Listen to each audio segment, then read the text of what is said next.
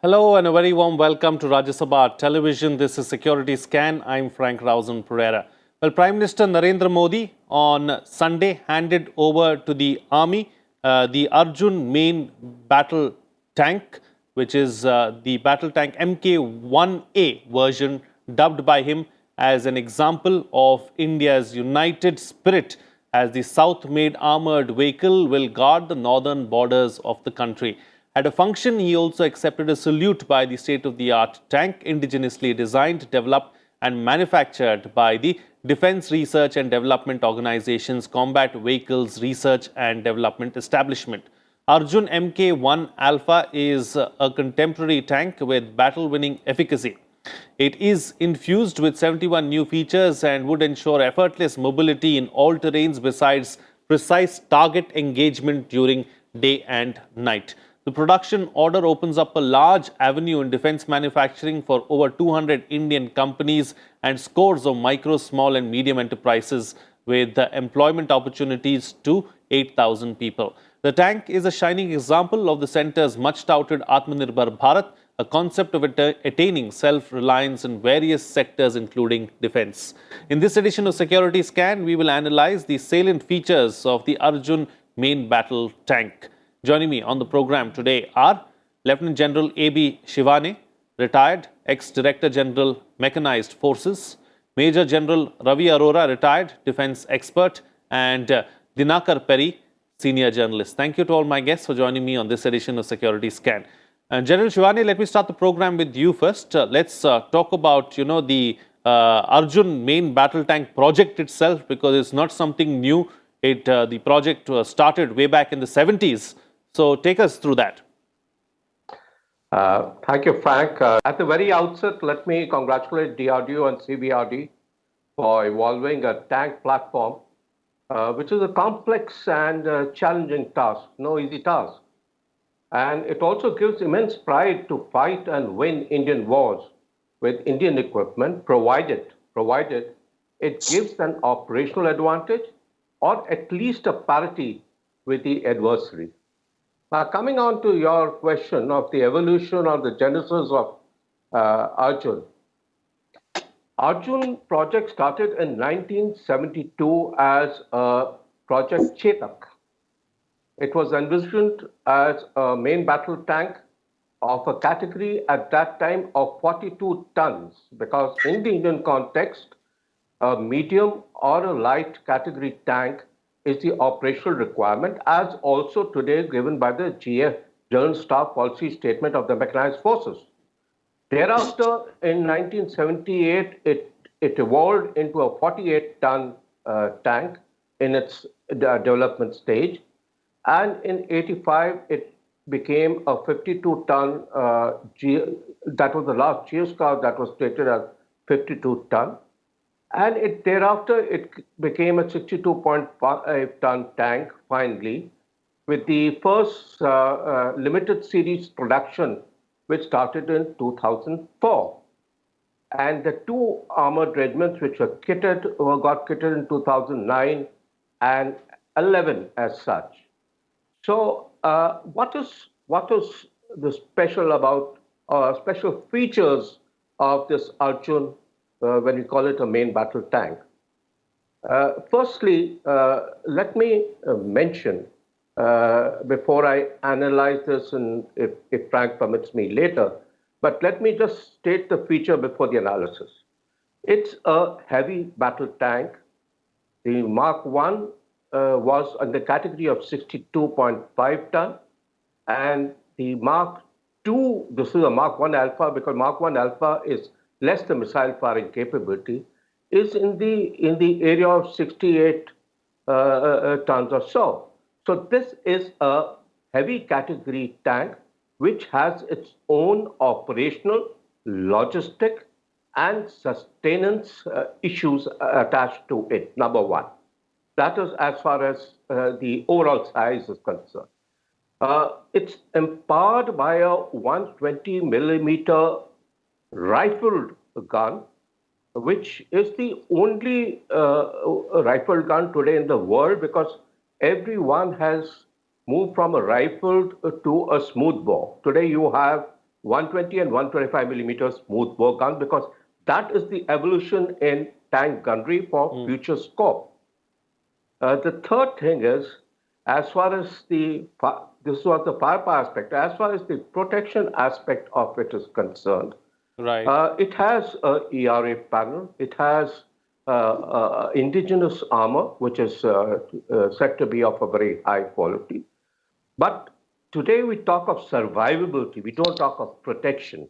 And survivability is multifaceted. So to that extent, its huge size and dimensions make its silhouette highly visible.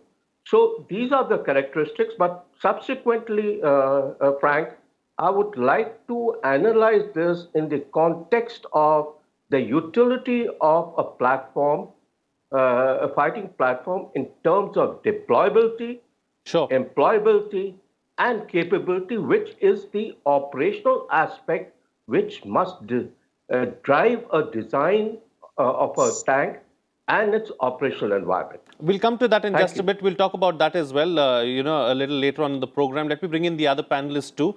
General Arora, let's talk about it from the aspect of, how is it going to help our armed forces, considering how warfare has changed over the years? What is it that this particular tank brings to the table? The very fact that the Prime Minister himself handed over the tank to the Chief of the Army Staff shows the importance it is being attached to it. And there are a number of aspects connected to it. One of them is that combat vehicles require advanced technologies. And so we have realized many of the technologies indigenously, which are required to produce this tank, although many of the major components remain imported.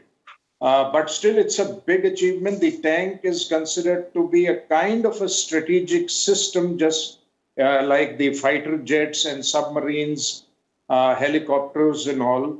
And that is why India's future main battle tank, which was planned a few years ago, and the terminology changed to Future Ready Combat Vehicle, was planned as a strategic partnership model by the major industrial houses in India in collaboration with foreign OEMs, and the government was prepared to fund the prototyping. But that plan now, with this event taking place of the Arjun Mark-1A being handed over, looks like those plans have been shelved. It also means that we are likely to rely more on the Arjun Mark II, which will come later, rather than Russian M90 and other tanks. Now, the Mark 1A, the letter A, Alpha, itself means that it's a big improvement over Mark 1. We'll go into those improvements just now. And very significant is that the army has happily accepted the Arjun Mark 1A. It was not so with the Arjun Mark 1. It was thrust down their throats. 124 tanks order was placed under pressure. But now trials have been carried out, and when Indian Army carries out technical trials, you can be assured that they are very harsh in their trials. They're very strict in their trials. Anything tried out by the Indian Army and passed means many other armies can shut their eyes and buy that equipment. So it has passed stringent tests, although there are some issues which remain. There have always been issues with the Arjun tank, but those times are now gone, when Arjun at a time was considered to be a dead project. The first prototype was for 40 tons in weight, but that is the time when the army had not formulated the requirement. And then when the army started formulating the requirements, the weight kept going up. Anything you want in a tank, anything good you want in a tank, the penalty goes on the weight. So look at it now, as General Shivani said, this one was 62.3 tons. 1A is 68 tons. Where will Mark II go? What will happen to the weight and size is yet to be seen. It's a similar problem like the LCA. where you want to increase the thrust of the engine and reduce the size of the engine with the, if I remind you about the Kaveri engine. So similarly, people want more things to go into the tank, but that means the problem of more space and the problem of weight. It also means that, recently or last year in the Nagorno-Karabakh conflict, it emerged that the tank did not do so well against unmanned systems. Right.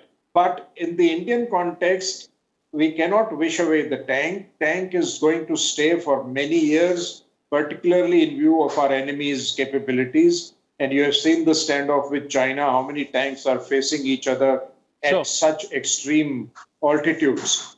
So with this order for 8,500 crores for 118 Arjun Mark 1A tanks, the total will go up to 240 tanks.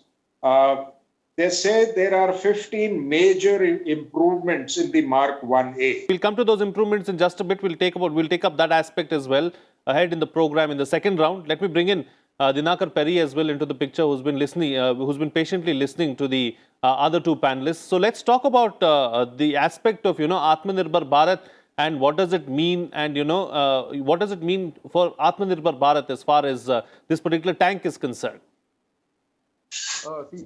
Thanks, Frank, for having me on the show. And yes, I know that's an important aspect. You raised. See, this handing over happens just about less than a month after the order for 83 LCA Mark 1A again was placed with HAL. So it comes, two big platforms. Essentially it shows that your industry as a whole, whether your DPSUs, your R&D, or private sector, because there is a huge, component for the private sector as well in these deals. It's not just about your DRDO developing one and the DPSU building one. There's quite a large ecosystem of private sector coming in. So on that note, it's an important milestone in that sense that, your indigenization for key, major platforms is going forward, because it helps build your ecosystem, whether it's for the LCA or for the Arjun again. See, in the Arjun, for instance, now it's about 41% indigenization as of now, and which by the time the production model comes up, it will be about 52 odd percent, 50 to 53%. Officials have said that, and the work is on. It's a work in progress. In fact, they have also said that if the numbers go up further, the indigenization can be pushed up to 70% at a later stage. But as of now, that's where it's going to be.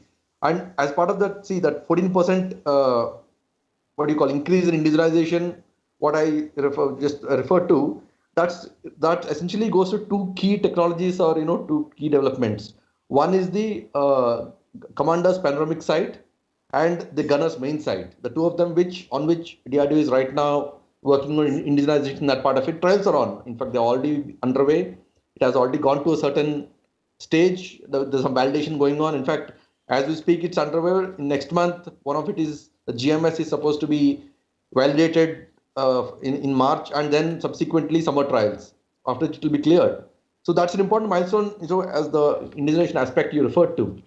So that's one milestone, and the other one, the key step, which again General Shivana had referred to, the missile firing capability, which as of now is not there in the Mark 1 Alpha, but subsequently again the trials are on, the process is underway, and once it's the fire missile kit is ready, the Mark 1A as it is ready to get that be incorporated on board. So you don't have any diversion there. As soon as the technology is ready, it can be just plug in and play. It can be put in, so your Mark 1 Alpha will be ready to fire the missile. It's essentially the missile firing which is pending and not the tank being ready to accept it. So that's also kind of on the way, as officials, DRDO officials and MOD officials have said. So that's where we are in terms of indigenization, and yeah, it's a great step forward.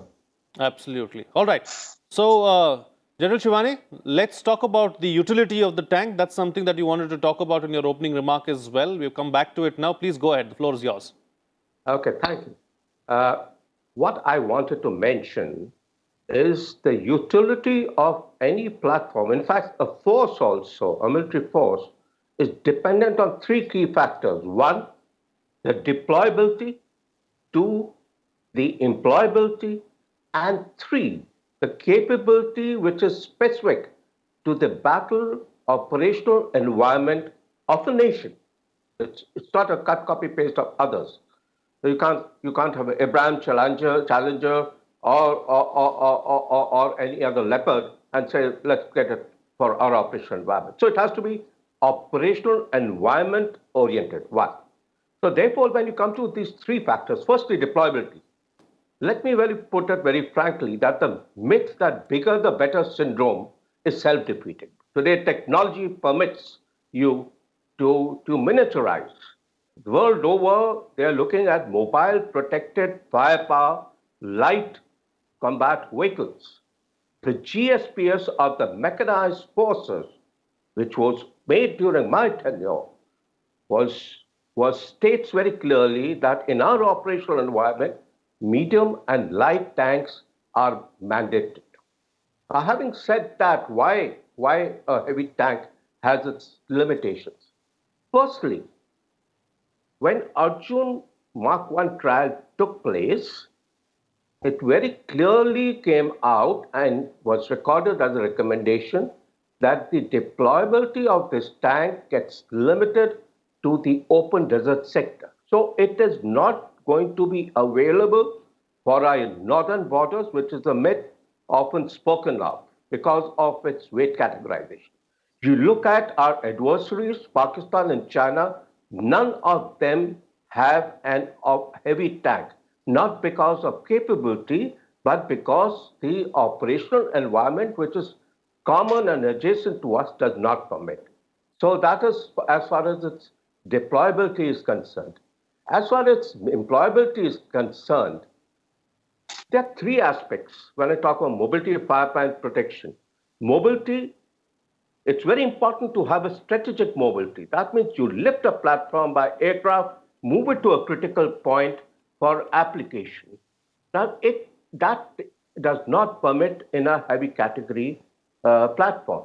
Similarly, for an operational mobility from one sector to the other sector, you require specifically constructed rail platforms, rail carriers, and tank transporters for a heavy category tank, which have to be made specifically for just these 242 numbers. Third, as far as tactical mobility is concerned, your assault equipment also, in spite, even if you say it's a class 70, that 63.5 ton is when it permits sustained path. So you have to have a cautious path. You can change your terrain on your side and build class 70 bridges, but a tank is an offensive platform. When you go across, don't expect the enemy to construct class 70 bridges for you. Most of them are class 24, class 40. So you will get restricted in your crossings and choke points as such. As far as survivability and protection is concerned, this large cylinder, I've already said, permits easier detection, but it has got some very good armor, which is indigenous, and it has got indigenous explosive reactive armor, which makes it survivability in terms of protection good, but huge platform for detection. So the first aspect of detection is a negative. I spoke of firepower, 120 millimeter, the only rifled gun available in this country, in the world today. And therefore, why I'm highlighting this is there will be issues of standardization. There will be issues of logistics support. There will be issues of separate manufacturing line. There will be issues of separate ammunition for these 242 tanks, which will have to be made exclusively and carriage. There will be issues of a separate recovery vehicle because present recovery vehicles cannot take care of a heavy tank. Sure. There will be requirement of special maintenance vehicle. There will be requirement of special carrying this thing. So there are issues in terms of this. Absolutely. All Quickly, right. Three other points in the miscellaneous. Firstly, as far as the import content is concerned, Mark 1 had an import content of 63%, very encouraging that progressively we have reduced this to about 50%, hopefully, when it goes to the user. Why it had a high import content? Because we didn't go for a TOT, transfer of technology, or a MTOT. Sure. So General engine, Chouhani. transmission, chassis, suspension, running gear, auxiliary power unit, gun, gun sighting system, GMS, all were import mainly from Germany.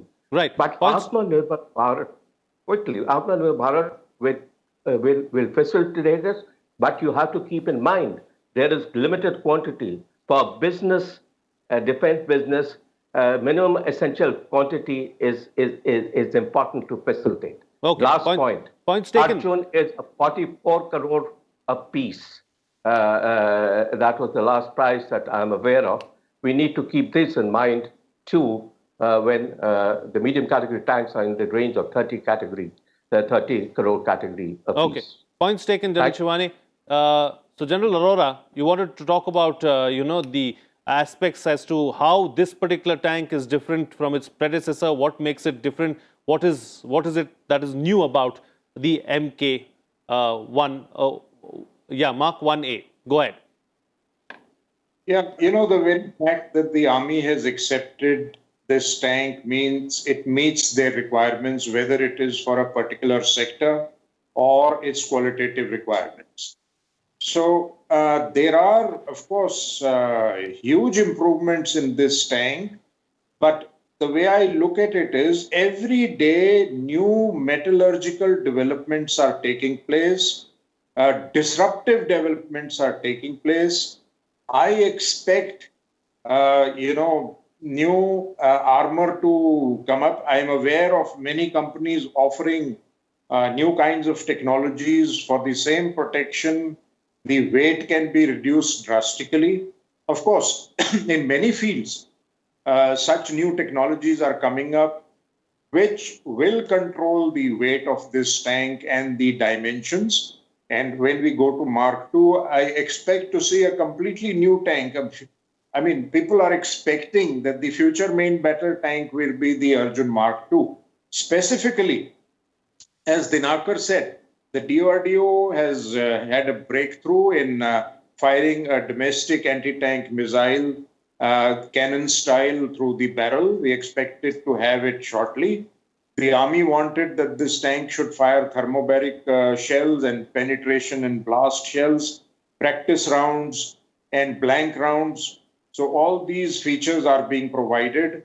It has a fantastic active protection system and a full frontal explosive reactive armor for those who are technically inclined.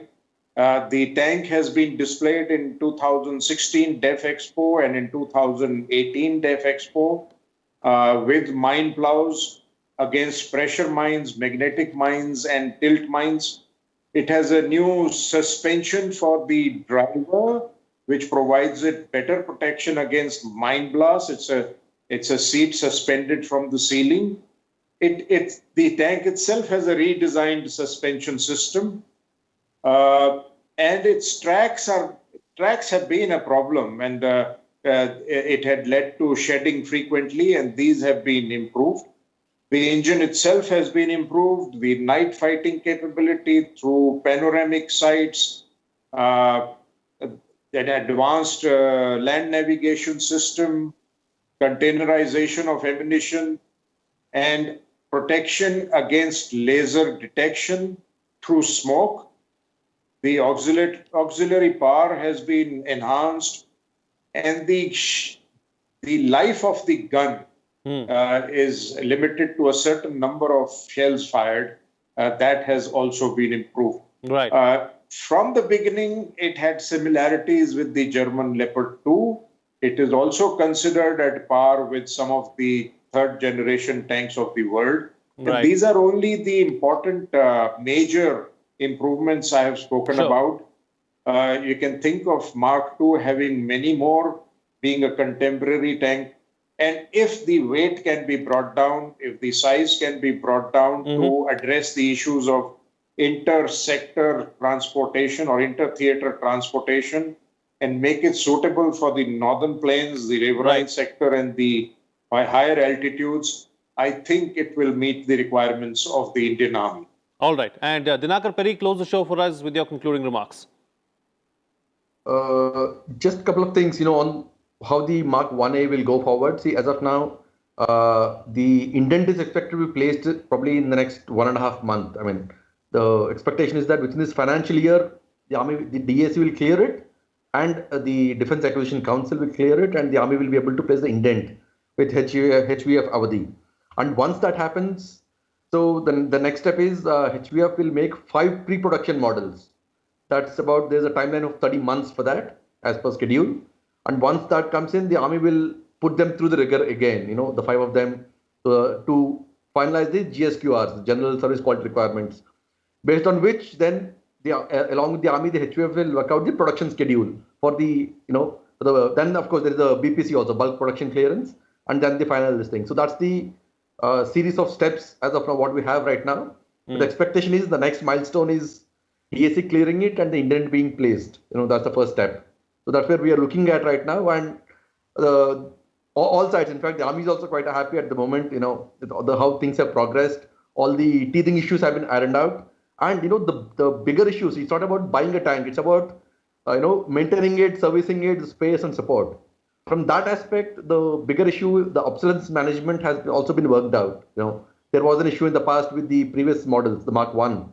And so now there is a DRDO and collectively they set up a obsolescence management center at Jaisalmer because the Arjuns are there. Several stockings have been done. There's a whole list of stockings that have been done there to cater to their immediate maintenance and availability rates. Sure. That also has been taken care of as of now. So broadly, that the teething issues which had been there in the past seem to have been worked out. I mean, in fact, again, just to draw a parallel here, this is something which was there in the other platforms as well, domestic platforms, either with LCA or with the ALH, Advanced Light Helicopter, which again HAL built. Sure. We went through a curve that teething issues of availability, spares and maintenance. That's something, that's quite a hardening thing to that we have, because we have been building models, but we haven't bad sustaining them. That's been one issue with our indigenous industry as a broad, observation.